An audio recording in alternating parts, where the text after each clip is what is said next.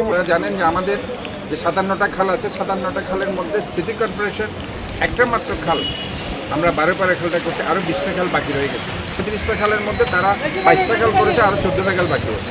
কাজে ওই 14টা খালও কিন্তু সংস্কার এখনো বাকি রয়েছে। বিশেষ করে এই এলাকার যে মূল সমস্যা হিজড়া খাল, যেটা আপনার কাবাসগোলা থেকে নিয়ে এই কাদালগঞ্জ পর্যন্ত যেটা বিস্তৃতি, এই হিজড়া খালের সংস্কারটা কমপ্লিট হলে এবং এই নালাগুলো কাজগুলো হলে এবং রাস্তাটা একটু উঁচু হলে আমি মনে করি ইনশাল্লাহ এই এলাকার যে প্রবলেমটা সেটা সলভ হবে।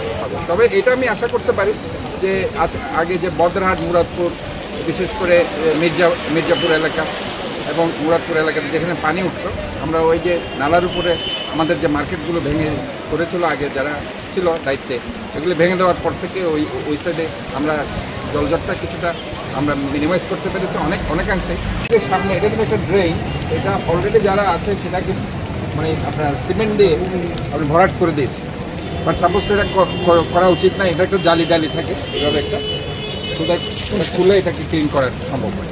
তা আমি এই জিনিসগুলো আসলে যারা বানিয়েছে এরা ইনফ্যাক্ট ওই কোডগুলো তারা মানেনি। বিল্ডিং কোড যেটা আছে সেটা আমি দেখি সিটির সাথে একটু কথা বলছি এবং তাদেরকে আমি জিজ্ঞেস করব এবং এটা ভাঙতে হবে।